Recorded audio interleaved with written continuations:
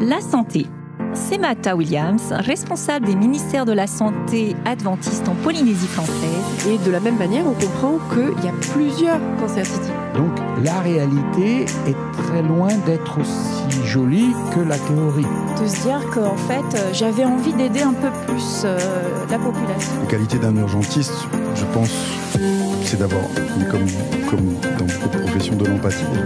D'aller regarder les cellules et de voir qu'elles sont abîmées en fait. C'était difficile à mettre en place parce qu'on n'avait pas les gens pour le faire. Mais également le paramédical, donc toute infirmière. Ils sont probablement plus à l'aise dans ces situations de stress que d'autres. Mais il faut quand même... Comme je suis heureuse de vous retrouver aujourd'hui pour votre émission de santé, Yaorana. Yaorana, bonjour et bienvenue sur votre émission santé. Je suis Mata Williams, un professionnel de santé et responsable de la santé adventiste en Polynésie. J'avais hâte de vous retrouver parce que nous avons un nouvel invité pour parler d'un domaine bien spécial. C'est un médecin, mais un médecin pas comme les autres. Et donc, j'accueille avec vous aujourd'hui le docteur Tony Tequatawa, médecin urgentiste. Bonjour Tony. Yorana tout le monde. Je suis contente de te recevoir vraiment et moi je te connais un petit peu parce qu'on travaille un peu dans le même domaine, on se côtoie et puis on a aussi dans notre profession pas mal d'urgences. Mais je pense que certaines personnes ne te connaissent peut-être pas. Alors dis-nous un petit peu d'où viens-tu, qui es-tu, que fais-tu dans la vie ? Alors donc je suis moi médecin urgentiste depuis 2007. Je travaille au CHPF depuis.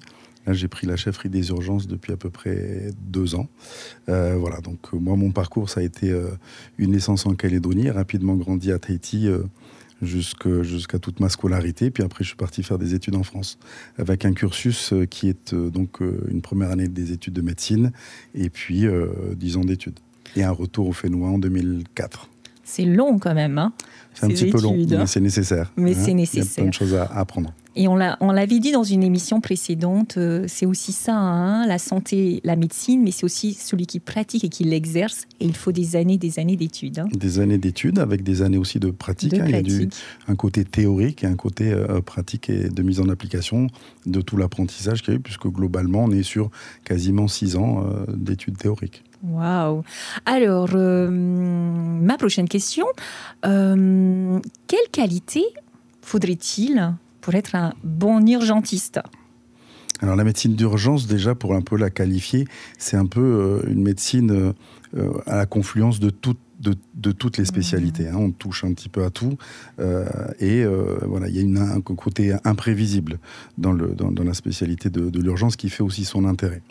Les qualités d'un urgentiste, je pense, c'est d'avoir, mais comme dans beaucoup de professions, de l'empathie déjà, du bon sens clinique, et puis peut-être des facultés d'adaptation importantes, notamment dans des situations stressantes. Quand on est soumis à des fortes pressions, il faut avoir les bons gestes, les bonnes réponses et les bonnes attitudes. Donc il y a effectivement un savoir-faire et un savoir-être. Du coup, cette gestion du stress, on vous l'enseigne, on vous l'apprend ou bien vous l'apprenez sur le terrain? Parce que moi, je sais qu'il y a un effet, ce qu'on appelle tunneling, hein, c'est-à-dire quand on est très stressé, on focalise sur un truc, on est dans un tunnel et on ne voit pas l'ensemble, on est un peu bloqué, quoi. Hein. Alors, je pense que ça s'acquiert avec l'expérience, hein, comme beaucoup. Et puis, il y en a qui sont probablement plus à l'aise dans ces situations de stress que d'autres. Mais il faut quand même avoir cette notion de bonne réaction.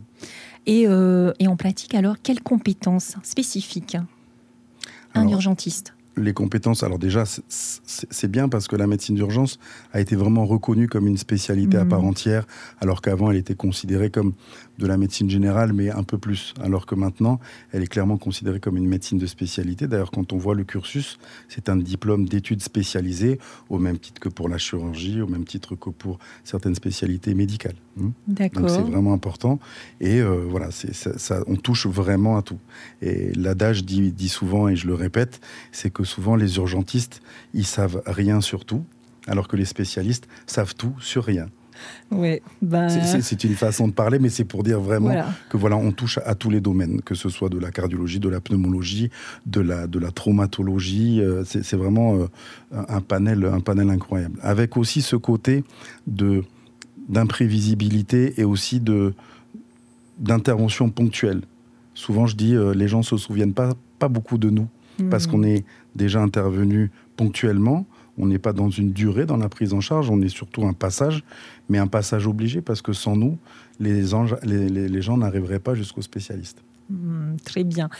Ensuite, moi, je me demandais aussi pour que ceux qui nous écoutent, ceux qui nous suivent, qui nous regardent, comprennent un peu c'est quoi ton quotidien. C'est-à-dire, donc vous êtes au carrefour de toutes les spécialités en médecine possibles, imaginables, je pense. Mais vous voyez qui tu fais quoi, en fait Alors, on a les grands domaines pour qu'on se rende compte un petit peu. Parce que, par exemple, pour moi, les urgences... voilà, je me suis coupé le pied avec la hache, poum, urgence, quoi, il va me suturer, je rentre chez moi. Tout à fait. Alors, l'activité est multiple. On se rend peut-être compte que d'un service d'urgence dans un hôpital, mais ça va au-delà de ça. En fait, la médecine d'urgence, c'est la gestion de l'aide médicale urgente en tout point du territoire.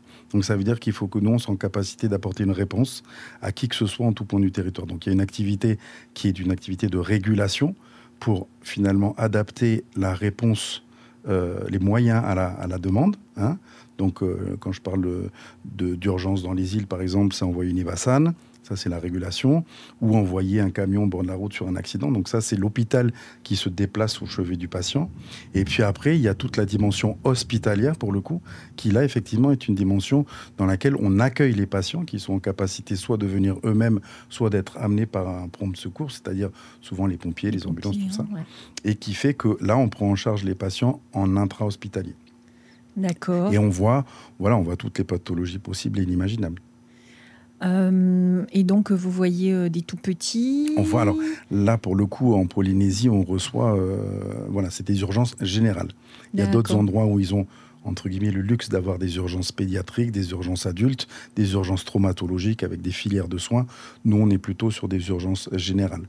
Et on voit autant de la pathologie médicale que chirurgicale, que psychiatrique aussi. Et même parfois sociale. Oui, alors... Toi, donc, je voudrais revenir un peu sur cette régulation, parce qu'on a quand même une spécificité chez nous en Polynésie. Est-ce que nos urgences, alors peut-être qu'en métropole aussi, ils régulent sur des grands territoires, mais nous ici, un peu, qu'est-ce qui rend les choses plus faciles ou plus difficiles peut-être à réguler, comme tu dis, problème à un endroit, peut-être urgence, ça passe par vous, et vous allez réfléchir le mieux, le plus rapidement, qui que quoi. Alors, la Polynésie. La Polynésie, c'est unique. C'est clair et net. Le contexte géodémographique qu'on a, non mais il faut le dire. Oui. Je veux dire, personne ne régule comme un territoire nous, grand quoi, comme ici. le nôtre. Non, très probablement. Alors, c'est pas tellement le volume et le nombre, puisque en population d'habitants, on est un peu moins de 300 000, mais c'est surtout la disparité géographique. On ne peut pas imaginer en Europe un régulateur qui soit, en Espagne et qui envoie un avion à Berlin. C'est rare. Dans les distances, nous, on couvre quasiment une surface comme l'Europe. Donc, c'est tous ces enjeux-là qu'il faut effectivement défier et remplir au bénéfice de la population. Donc, il y a un vrai challenge. Il y a un vrai challenge organisationnel et de réponse adaptée à la demande. C'est ça qui est important. Et donc, c'est toute cette dimension-là qu'on a à la régulation. C'est d'avoir une vision globale, du territoire, des capacités d'intervention pour emmener nos équipes au plus proche des patients et dans les cas les plus nécessiteux. D'accord, très bien. Donc, on organise finalement la réponse à l'aide médicale urgente en tout point du territoire. C'est vraiment ça, la régulation du SAMU. C'est vraiment d'apporter les moyens adaptés à toute la population. Mais il faut être clair, on ne peut pas être soigné de la même façon à Rapa ou à Fatouhiva qu'à Pirin, ça c'est une certitude. Il y a quand même des risques à l'éloignement, mais il y a un accès aux soins qui doit être respecté. Et voilà, c'est de l'équité d'accès aux soins. De l'équité, quoi. C'est-à-dire que certains vont nécessiter de plus grands moyens parce qu'il y a des délais incompressibles, de distance, de temps. Et ça fait un beau challenge, je trouve. Il y a un vrai challenge en Polynésie de remplir ces missions-là. Et c'est une fierté. Alors, on entend parler un peu de télémédecine aussi. On en est où ? Vous l'utilisez ?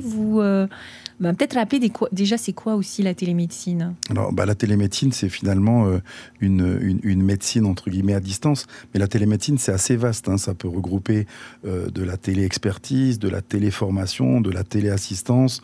Même on vient vers du télésoin. du soin à distance. Et on vient aussi sur ce que nous, on a mis en place au SAMU, c'est de la visiorégulation. C'est-à-dire qu'on arrive maintenant, avec des canaux sécurisés, à voir finalement les patients à distance. Et ça, c'est très intéressant dans le domaine de l'urgence parce que avec la formation qu'on a, d'un coup d'œil, on peut savoir si effectivement les choses sont graves ou pas. Et c'est une aide. Je ne dis pas que ça remplacera jamais le médecin, parce qu'il faut une décision médicale et humaine, mais par contre, ça aide à mieux cibler les choses et à mieux adapter la réponse aux besoins. D'accord. Donc c'est un vrai enjeu. C'est un vrai enjeu, et c'est vrai que la télémédecine, ça casse les distances. Et je crois vraiment, je suis intimement convaincu depuis longtemps que c'est une réponse majeure au système de santé polynésien, dans un contexte géodémographique qui est unique au monde. Donc la télémédecine doit se développer beaucoup plus vite pour amener un accès aux soins performant, avec aussi un autre domaine qui est la prévention. Du coup, quand c'est loin comme ça, dans des îles, il faut qu'il y ait un aérodrome, un aéroport, enfin je ne sais pas, mais vous partez autant que les personnes viennent, ou bien vous favorisez plutôt les évacuations sanitaires, comme on les nomme, les évasanes, ou comment ça se passe? Alors, peu en ratio Alors en ratio, non, c'est justement pour ça qu'on parle de régulation, c'est-à-dire qu'il faut vraiment adapter. On ne tire pas avec un bazooka sur une fourmi, donc on n'envoie pas une équipe médicale pour une petite pathologie. C'est pour ça qu'on est plutôt sur l'urgence vitale et que finalement on envoie nos équipes, puisqu'il faut considérer que l'évasane, on va dire urgente, c'est ce qu'on appelle le service mobile d'urgence et de réanimation. Donc c'est vraiment l'hôpital, le médecin qui se déplace au chevet du malade, mais il faut une justification médicale. On n'envoie pas tous azimuts, parce que derrière tout ça, il y a quand même une maîtrise des dépenses de santé qu'il faut intégrer. Et ça, c'est très important aussi. Il faut réguler, c'est pour ça qu'on régule. Après, sur l'environnement polynésien, il y a beaucoup de gens qui se déplacent par les vols commerciaux. Aussi. Et qui viennent vers le système de santé, puisque l'offre de soins dans les archipels est complètement disparate. Mais il faut quand même saluer le travail et le professionnalisme des agents dans les îles. Les équipes Je tiens à les saluer, vraiment, parce que sans eux, on a en fait un maillage qui est effectué, avec lequel on travaille, et c'est pas simple d'être isolé comme ça, et le service rendu avec l'aide qu'on peut leur apporter est très important. Eh ben, on les salue, on salue leur engagement, leur dévouement, et on pense très fort à eux, et merci à eux qui prennent soin de nos populations les plus éloignées. Tout à fait. Eh ben, je finirai, parce que le temps avance quand même. Qu'est-ce qui te fait avancer dans ce métier? Qu'est-ce qui te fait autant l'aimer, en tout cas vouloir le continuer? Comme je dis souvent, on n'est pas des bâtisseurs, mais on est dans un métier de service. Voilà, et c'est le service rendu à la population. Moi, ce qui m'anime, c'est vraiment ça, avec finalement un retour, parce que quand on donne, on reçoit. Et j'avoue que la population le rend bien. Et on a vraiment une population qui est très reconnaissante du soin. Et en ça, c'est finalement le carburant qui m'anime. D'accord, donc c'est gratifiant en fait de servir. Mais c'est vrai, tout le monde le dit, les Totés qui arrivent sont quand même un peu émerveillés de cette population. Enfin, des fois, ils sont aussi un peu choqués. Bien sûr, il y a de tout, évidemment. Il y a de tout, parce qu'ils viennent pas tellement aux urgences. En tout cas, ils y viennent... Mais il y a quand même... c'est très gratifiant, c'est plutôt assez noble de pouvoir soigner les gens. Il y a un savoir derrière tout ça, et qu'on met au service de la population. Donc il y a un rendu qui est franchement sincère et touchant. D'accord, merci d'avoir partagé un petit peu avec nous, parce que les gens qui sont pris en charge ne se rendent peut-être pas compte, mais on leur apporte quelque chose, mais eux aussi nous apportent quelque chose. Et c'est pour ça qu'il faut rester dans cette relation bienveillante des soignants vers les patients, et des patients vers les soignants aussi, parce que c'est pas toujours le cas quand même. Eh bien, merci Tony. Maruru, merci. Et quant à vous, nos amis de Polynésie, du bout du monde, je vous donne rendez-vous pour la suite, car nous allons encore continuer avec notre invité spécial. Mais d'ici là, je vous demande de bien prendre soin de vous. Faites attention, ne finissez pas aux urgences. Et on se dit à très bientôt. Au revoir. La santé. C'est Mata Williams, responsable des ministères de la Santé adventistes en Polynésie française. Et de la même manière, on comprend qu'il y a plusieurs Cancer City. Donc la réalité est très loin d'être aussi jolie que la théorie. De se dire qu'en fait, j'avais envie d'aider un peu plus la population. La qualité d'un urgentiste, je pense, c'est d'avoir, comme dans beaucoup de professions, de l'empathie. D'aller regarder les cellules et de voir qu'elles sont abîmées en fait. C'était difficile à mettre en place parce qu'on n'avait pas les gens pour le faire. Mais également le paramédical, donc toute infirmière. Ils sont probablement plus à l'aise dans ces situations de stress que d'autres. Mais il faut quand même. Comme je suis heureuse de vous retrouver aujourd'hui pour votre émission de santé, Yaorana.